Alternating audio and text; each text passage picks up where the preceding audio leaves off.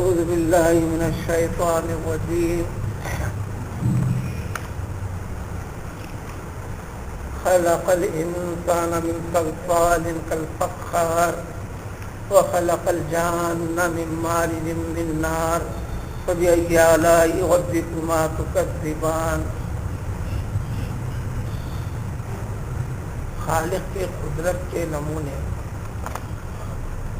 خالق نے مخلوق کے اوپر جو انعامات فرمائے ہیں ان انعامات کا تذکرہ اور ان انعامات سے مخلوق جڑی ہوئی ہے، انسان اس سے مستفید ہو رہا ہے، شب و روز اس کے نعمتوں اور فضل و کرم کے بغیر وہ نہیں ہے. لیکن ان نعمتیں دینے والی ذات کی طرف بندے کے لیے جو سبق پڑھایا گیا ہے وہ بھول بیٹھا ہے کہ اپنے خالق کو جانے، اپنے منعم کو، نعمتوں کے عطا کرنے والے کو پہچانے. کئی ایک چیزوں کا تذکرہ اوپر گزرتا گیا، ان نعمتوں کے بعد ذکر فرمایا اے انسانوں اور جنات، تم اپنے رب کی اور کون کون سی نعمتوں کی تکذیب کرو گے، انکار کرو گے، شکر بجا نہیں لاؤ گے. انعام کے اندر انسان اور جن کو خاص طور پر مخاطب اس لیے ہے کہ انعام کے اندر تو وَالْأَرْضَ وَذَالِ الْأَنْعَامِ کے اندر ہر ذی روح جو زمین کے اوپر حرکت کرتی ہے، چاہے کسی بھی قسم کی ہو، وہ ساری کی ساری چیزیں اسی میں شامل ہوتی ہیں.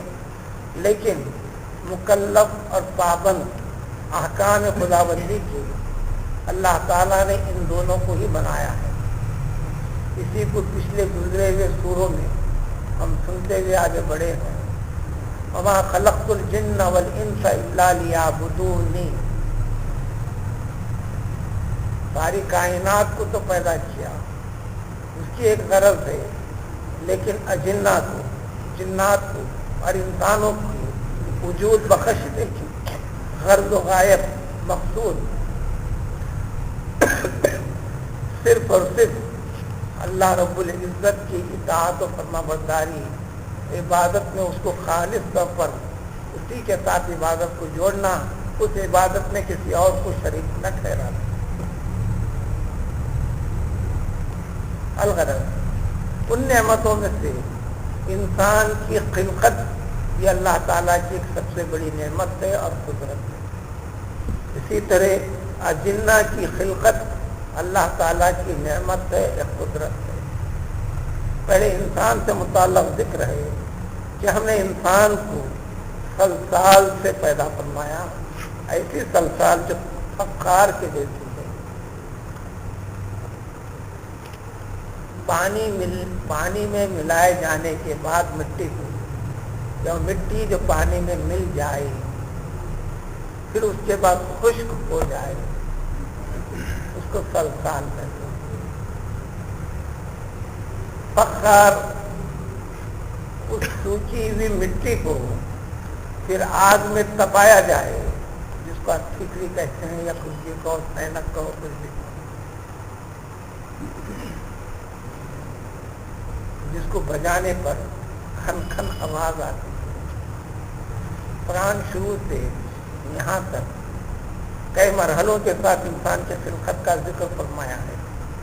مطلق مٹی سے پیدا فرمایا، ذکر کیا، پھر تین کیچڑ سے ذکر فرمایا، پھر ہمیں مسنون سورہ رات میں ذکر فرمایا، آخر یہاں سلسال کا ذکر آیا.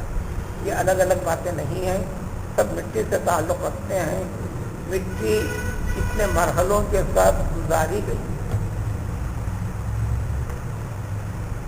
ان ساری چیزوں میں اللہ تعالیٰ کی قدرت ہے. مخلوق کی ہر چیز کو اللہ تعالیٰ نے اسباب کے ساتھ جوڑ دیا، ایک فطرت بنا کر چھوڑ دیا. اصل مٹی ہے، مرحلے اس کے بدلتے گئے، نام بدلتے گیا. اصل لکڑی ہے، لکڑی کی اس کے پائے وغیرہ بنا کر کرسی کی شکل بنا لی گئی ہے، تو لکڑی نام آپ نے کرسی کا دے دیا، پلنگ کا دے دیا، دروازے کا دے دیا، چوکھٹ کا دے دیا، ڈنڈے کا دے دیا، کیفیتیں بدلتی گئی، نام بدلتے گیا، لیکن ساری کیفیتوں کے اندر چیز جو موجود اور باقی ہے وہ صرف اور صرف لکڑی ہے۔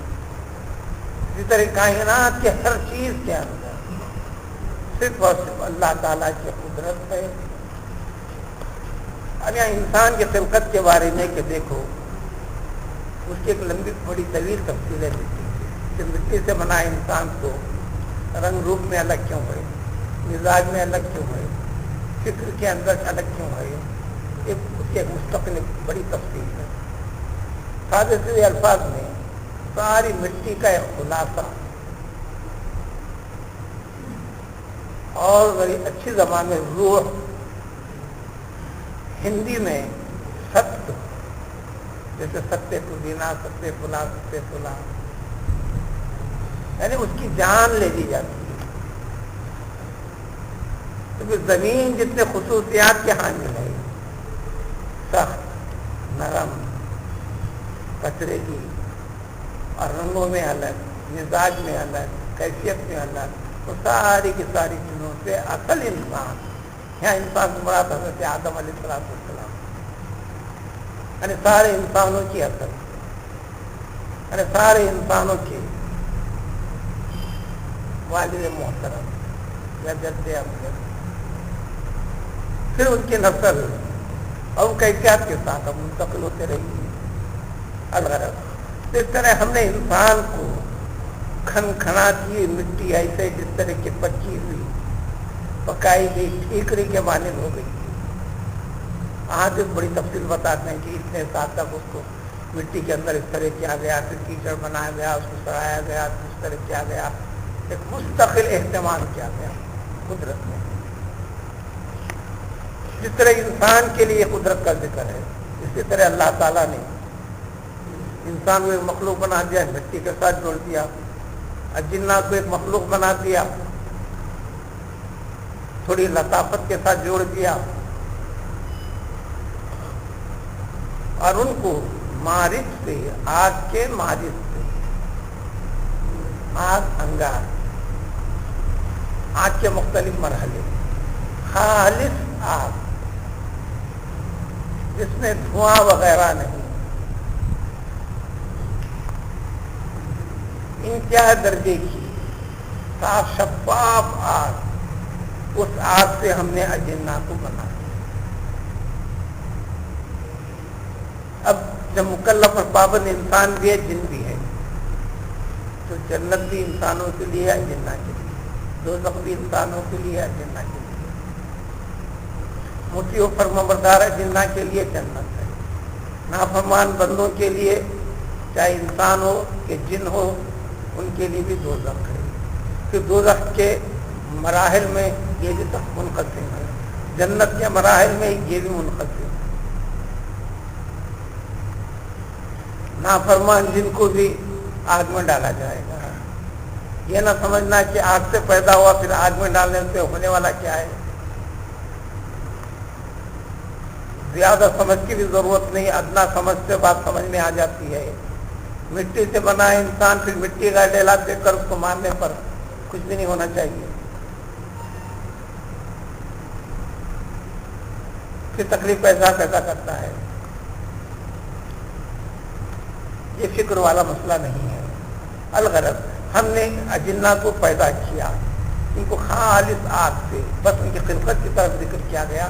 سورہ مومنون میں انسان کی خلقت کے مراحل کو ذکر کیا گیا، سورہ مومن کے اندر بھی، اور اس قدر کی تفصیل ہے، اور دیگر پاروں کے اندر اس کی تفصیل ہے۔ پھر اصل بناوٹ سے لے کر آخر مرحلے تک، پھر مرحلے کے اندر عمر کے اندر تقسیم کرنا انسان کو، پھر اس کی حکمت اور مصلحت، یہ ساری کی ساری چیزوں کی تفصیل بتا دی گئی۔ یہاں مطلق وجود کے لیے اصل چیز جو اختیار کی گئی، یہ تمہارے رب کے قدرت کے اندر یہ سارے کے سارے کمالات ہیں، اور پھر تمام کی تمام چیزوں کو ختم کر کر دوبارہ وجود بخشنا، حساب کتاب کے لیے اٹھایا جانا، یہ ساری کی ساری چیزوں میں انسان کو یقین کیوں نہیں ہے، یا کم کیوں ہے، یا شک و شبہ میں کیوں ہے؟ انسان کا جس قدر عمل ہے اس کے بولنے کی ضرورت بھی نہیں۔ انسان کا جس قسم کا عمل ہے، جس طریقے کی زندگی ہے، وہ آخرت کے یقین کے کو بتلاتی ہے، اشارہ دیتی ہے کہ اس کا یقین اتنا ہی ہے۔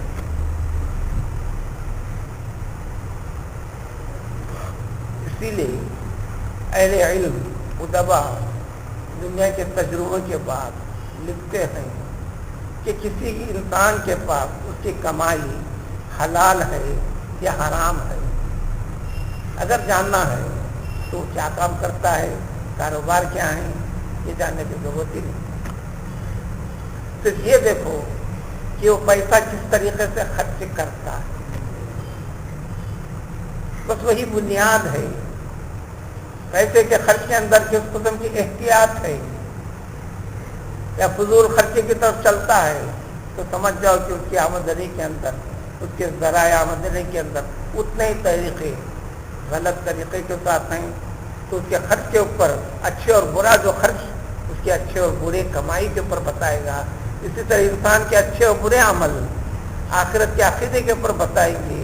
عقیدے کی مقدار جس قسم کے آخرت کے اوپر یقین ہوگی، بس اتنا ہی استحکام اور مضبوطی، خوف خداوندی اس بندے کے عمل میں پیدا ہوگی، ورنہ اتنی کمزوری اس کے اندر پیدا ہوگی۔ تو وہ اس ایمانی عقیدے کے اندر جو مرنے کے بعد اٹھایا جانا، حساب و کتاب کا ہونا، اللہ کے روبرو پیش ہونا، ان ہولناکیوں کا جو ذکر کیا گیا اس کا خوف پیدا کرنا، اس کے اندر اس کا کس قسم کا معیار ہے، کتنا درجہ ہے، خود سمجھ میں آ جائے گا۔ اس کو ذکر کر کے فرمایا کہ دیکھو تمہارے رب نے تمہیں بتا دیا، سب یہ اللہ ربکما تکذبان۔ اب بتاؤ اور کون کون سی نعمتوں کا انکار کروں گی؟ ہر آیت پہ یہ کہنا ہے یقیناً اللہ تعالیٰ تیری نعمتوں میں سے کسی بھی ایک بھی نعمت کا ہم انکار نہیں کریں گے، تمام تعریفیں تیرے لیے ہیں۔ عربی کے اندر اجنہ کے جملے کو نبی کریم صلی اللہ علیہ وسلم نے صحابہ کرام رضوان اللہ تعالی علیہ اجمعین کا ذکر کیا، جو کل کی تفسیر میں بتا دیا گیا تھا۔ عربی کے الفاظ سے لا بشیء من نعمک ربنا نکذب ولک الحمد، اس کا ترجمہ یہی ہے تیری نعمتوں میں سے کسی ایک بھی نعمت کا ہم انکار نہیں کریں گے۔ اے ہمارے رب، یقیناً تمام تعریفیں تیرے ہی لیے ہیں۔ اس حوالے میں صحابہ کرام رضوان اللہ علیہ اجمعین کو تعلیم دے دی گئی۔ ایسا ہی کہنا ضروری بھی نہیں ہے، یقیناً اللہ کی ساری نعمتوں کی ہم قدر کرتے ہیں، ہم شکر بجا لاتے ہیں۔ یہ زبان سے کہنا، اس زبان کے الفاظ کو دل کی گہرائی تک، یعنی دل میں اثر بھی پیدا کرنا، یعنی عملی طور پر جو بھی چیز آتی ہے اس کو نعمت خداوندی کی توجہ اپنے دل اور دماغ میں لے کر آتے چلنا، پھر آگے اور چند نعمتوں کا تو کیا کرے گا۔